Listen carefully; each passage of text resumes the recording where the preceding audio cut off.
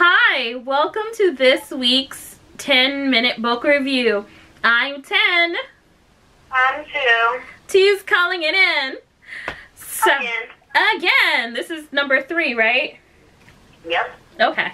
But we're still together! Okay. So, for this week's book review, we're going to be doing another book by Susan Furlong.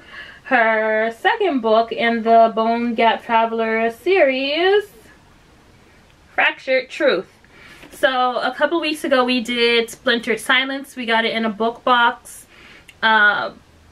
bookcase club for, it was December, right? Was it? I thought it was this year. No, I think we read, because remember how we said we were going to read, we're going to stagger it, so the book box we get for 1 month, we're going to read it the next month. I think. That's good for a lot of books. Yeah, so I believe this was a bookcase club mystery box, thriller box. For December, we got Splintered Silence, and we loved it so much. We petitioned to get Fractured Truth. So this is the Bone Gap Traveler series. We really love it. So just to give you a little idea of how our reviews work, if you're new to this channel, wonderful, please like and subscribe. But what we like to do is give a rating. Like if this is a movie, what would it be rated? And also a star point, like how many stars out of 10 would we give it? For this book, I give it a, I want to, so okay, so I'm stuck between a 9 and a 10, so I'm going to lean on the 10, 10 out of 10. 2, what do you think? I'm surprised you didn't say something smaller because of what you felt. I would give it a 10. Okay, so I had some emotional issues with the book, but it was still a good book. I shed some tears at the end. I had to be like, I had to say, Pierre, that's my husband, I had to say, Pierre, hold me. Because I had the feels. Because it's such a short book. It's such a short book. I did not expect the feels. I didn't get the feels in the first one. I did not expect the feels in this, but I got them, so expect feels. And I'm dead inside in a way, so I didn't feel it. 2 was like, screw them all. They're all pawns anyway. Yeah. Who cares? Oh my god. Well, as a rating, I would definitely give this a PG-13, or if it was on television, what is that? Like a Y? What is that? Like a TV-4? TV-14. TV-14, TV-Y. No, TV-Y is for young people. Yeah, for little people. Yeah, for little kids. Yeah, TV-14. Yes, so we would give this a TV-14 if it was on TV, because I would love to see this as a series. This book could really be sustained, like the Bone Gap Traveler, in my personal opinion, could really be sustained as a TV series. So, yeah. Yep, so 10 from both of us. We're going to lean on a 10. And PG-13 for movies, PG-14 for TV, which we could really see it as the TV show. So to give you the players in this book, if you're not familiar with the first book in the series, we have Bryn Callahan, who is the main protagonist of the series. She is an ex-Marine. Her dog, Wilco, is her partner. They were a cadaver search and find team. Of course, not search and rescue, because they're already dead. Then we have, these are main players. There are other people in the book, but these are main players. Then we have Chief Pusser. We hate his name, but yeah, we like him as a person. You can't control your last, well, actually you can, but anyway. Well, in this case, it could have been. Could have been, but whatever. So yeah, we have Chief Pusser. And those 3 are the main players that we see in each book. Then there are some side people, like we have someone named Gabrowski. Okay, Gabrowski is there. He's a guy from the FBI, I believe. And on the bed, I'm sorry, that was my husband asking for food. But we're just gonna keep rolling. I have obligations. everywhere. They're everywhere. But yes. So to get into the story, we start off, like, you hit the ground running. As soon as you start reading the book, you hit the ground running. So Bryn and Wilco, they're looking for a body that a skier found, some scared skier found. Turns out it's a girl that she knows. Her name is Mara. She's like 17 years old. She's one of the Bone Gap travelers herself. What's odd about the body, though, is that she's fully clothed. She hasn't been sexually molested in any way. She's posed very virtuously, legs crossed, arms crossed. And they see some occult stuff, like pentagrams, like up on places. And someone tries to write in Latin about Jezebel. So, yeah, like Bryn doesn't know what they're saying is about Jezebel because, you know, not too many people know Latin. Not too many people are just walking around speaking like a Dead Sea language. So she shows it to Calm. In my mind, I have a name for him. It starts with this, a word I can't say. Calm. Calm. I have a word for him. You know the word I want to say, right? Yeah. Mm-hmm. Yeah. This, D-I-S. Another word, depending on how you spell it, has about 6 letters in it. Calm. Yeah. Anyway, so she goes to Calm to find out, like, does he know what it means? Because she knows it's Latin, she just doesn't know what it is. So he tells her it's supposed to say something about Jezebel, but it's so hastily written.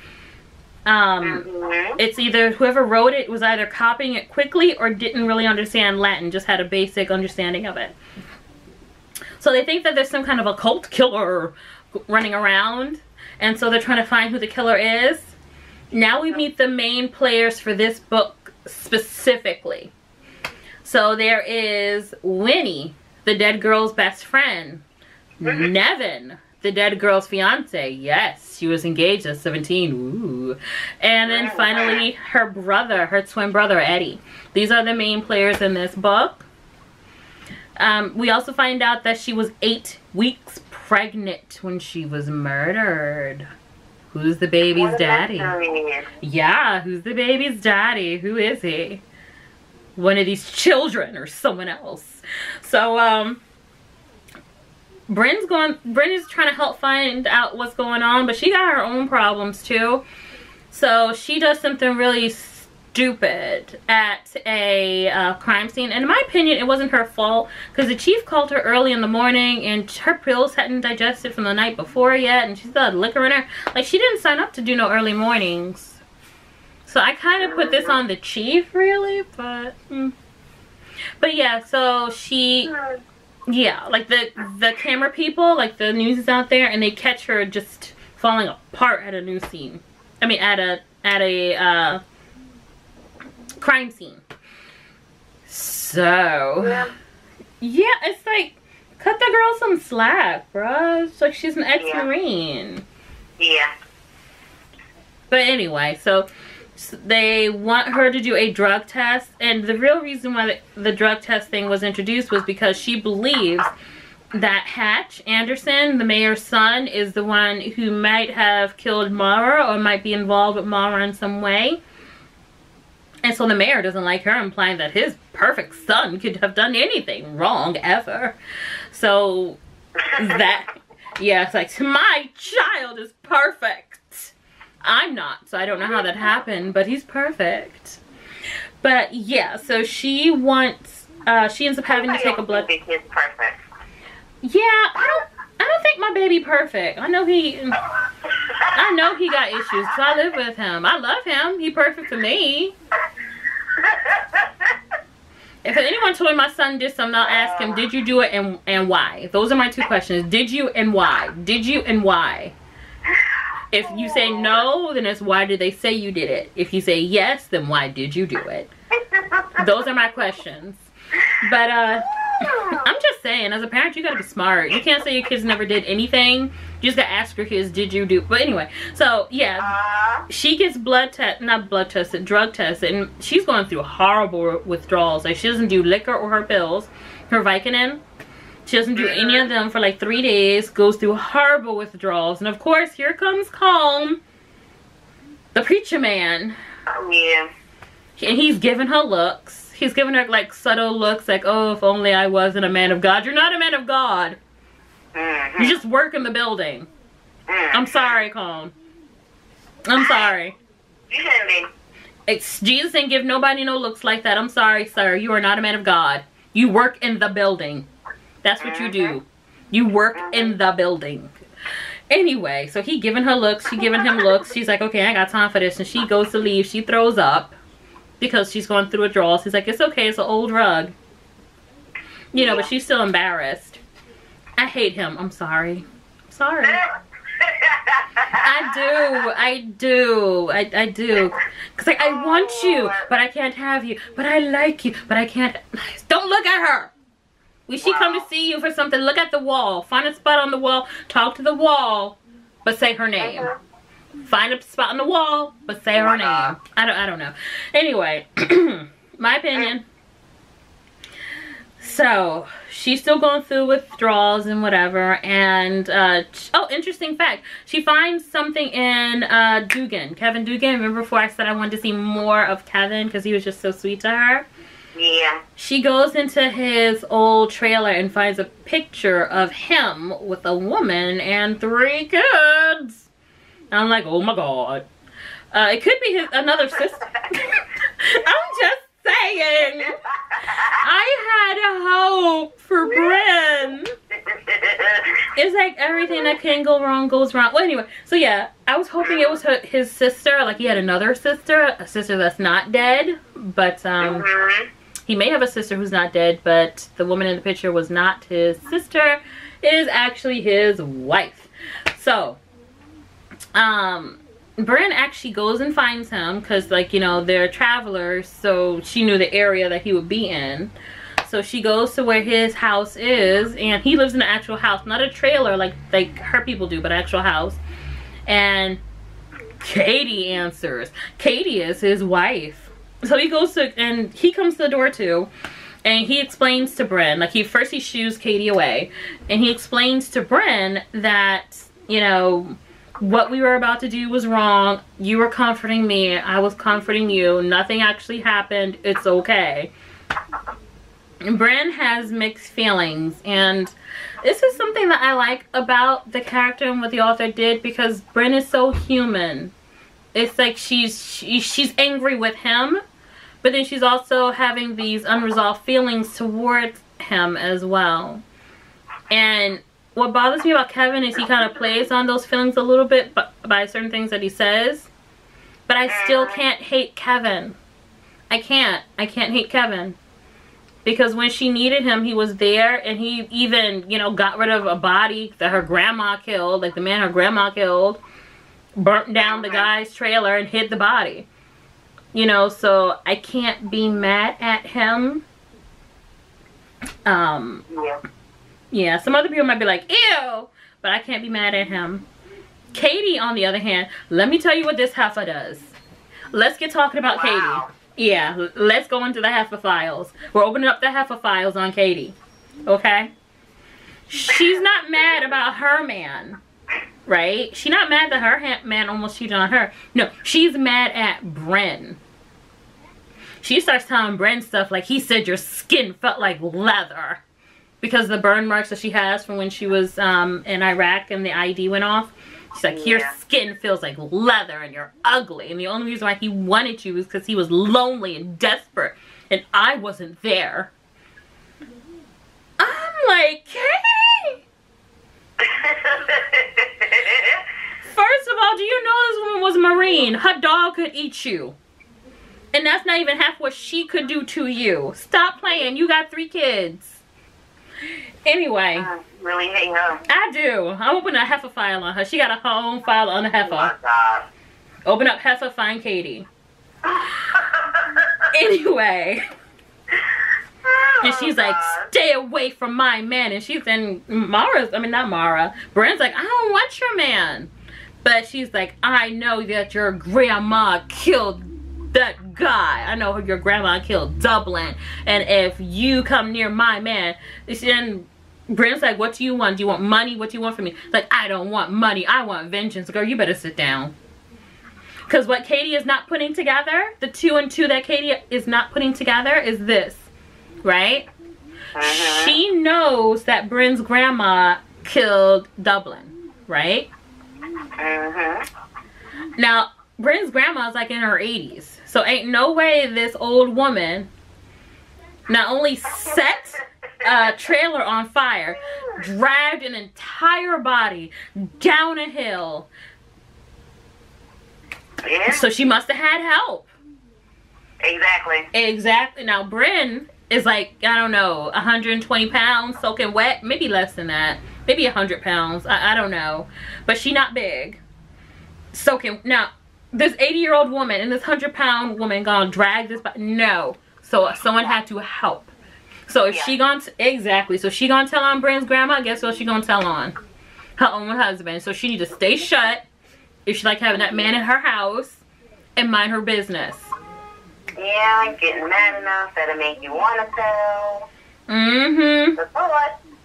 But of course, since we have to go down to stuff. This is that bad thing that I'm saying, but I hope that Katie dies in the next book. I know they got 3 kids, but I'm hoping she falls off a cliff, overdoses on Advil. Like, I don't care. Eats Tide Pods. I don't care. Like, she could do the Tide Pod challenge for all I care. Like, with a whole tub of Tide. I do not care. I just hope that Katie dies. She's probably not going to die, but I'm hoping Katie dies in the next book. Because, no. Anyway, off topic. Well, it is on topic. Kind of off, but. I'm just saying. I can't hate Kevin, but I do hate Katie. Oh, God. So, yeah. So, what ends up happening is, there are some interesting twists. At first, I thought this girl named Addie was the murderer because she got introduced later on in the book and she's like a missing girl from another place. But like, oh, Addie killed her and then she ran. But no, then they find Addie's body. So it's like, what is going on? And also, don't you love those twists and turns? I do. Like, that confused me. Like, oh, great, now the suspect's dead. Well, it wasn't the book suspect. It was my suspect in my mind. But, also, too, Nevin, the girl's fiance, Mara's fiance, his big sister used to be a friend of Bryn when they were little kids. And they were friends until a group of girls, like, it was a group of girls that she was friends with. The group of girls held Bryn down and shaved her hair off. Yeah. Just being evil, like, I don't understand. Like, I've had those kind of friends. I don't, how do you not know you got those? I don't know. I don't got those kind of friends. 2, you can keep your hair. I'm not going to shave it off. Thank you. I'll do it myself. You're welcome. No. Anyway. So, because you have good hair. We'll talk about that later? Yes. Okay. Yes. I'm sorry. Off topic. Off topic. So, yes. So, his sister wants to find out what Bryn knows. His sister got a heffa too. She do. Her name is Raina. She got a heffa too. Because she was mean to her little brother. In ways I can't tell because it'll spoil the book. Winnie got a heffa too. She was mean in ways I can't tell because it'll spoil the book. Well, basically, that's to say that they all do. No, just them 3. Just those 3 women. The way you just thrown it out, they all do. Those 3. Katie. Raina. Winnie. Basically, if your name ends with what is it? If your name ends with a vowel, you got a heffa if you in this book. Bryn don't have a heffa. Meg doesn't have a heffa. If your name ends with a vowel in this book, apparently you have a heffa. I'm sorry. The story, the ending broke my heart. The author did, you know, put everything in a neat little bow because it is a short story, so everything has to have a bow at the end of it. But there is a secret that Nevin and Eddie are holding on to, and in the end, they take it with them. They take it with Not really. It hurt my soul. It hurt my soul. Like, I had to have my husband come and hold me after I read the end of this book. I'm like, no! No! And we just saw Glass, right? And it's like, yeah, we sure did. And you fell apart. Oh, God. I did. I fell apart at the end of Glass, so I read this book like, this is going to give me, this is going to lift me up. No. My heart hurt. And I feel nothing. Yeah, Two's dead. I don't know, for some things I'm dead inside, other things Two's dead inside. I'm like, these characters, they're real people to me. They're real to me. Hey, just hang on for me. Yeah, so just some points in the book that you may notice or you may think about, because it's probably going to show up in the next book. People were really mean to Bryn's grandmother because Bryn's a cop, and so the last, like, she ends up having a stroke, and the last straw is when someone throws a brick through Bryn and her grandmother's house through her window, and so her grandma decides that she's gonna go live with her aunt, with Bryn's aunt, because, you know, she just basically, her grandma's gonna live with her daughter. Her daughter is Bryn's aunt because she can't live by herself anymore. And she's also been shunned by her community. Bryn is like, screw the community. This is my house. I'm staying in my house. Forget this community. Exact. Oh, yes. Forget this community. This is my house. Which it is her house. And they were really... When you read the end of this book, you'll be like, what were these people trying to protect? It helped no one. It hurt everyone. People who didn't have to get hurt end up getting hurt. So it's like, what were you trying to protect? More so an ideal than an actual person or thing. So this was a really good book. Once again, huh? That's what people do, which is so sad that it comes up in these books this way. Like, people do this all the time. They try to, yeah, just like you said, they try to protect certain things that don't have any value. And the fact that it has to be portrayed in books like this, you know, it's like hinting with the reality, just, you know, along with the fiction. Yeah. And sometimes it just makes me wonder how much of it is really a story, unfortunately, opposed to how much of it is really reality and it's just not saying. I would say that everyone is welcome to their own opinions when it comes to what they believe is right and wrong. But when you put someone, when you push someone to an edge where they no longer feel as though they as a person are viable, or they as a person are no longer conducive to living, that's where there's a problem. I can feel however it is I want. If I don't like people wearing the color purple, if I don't like people wearing the color green, I have the right to feel like I don't like the color green on people. I don't have the right to feel like they shouldn't live with the color green. But this has been our 10-minute book review. We are running out of time. Thank you so much for watching. Like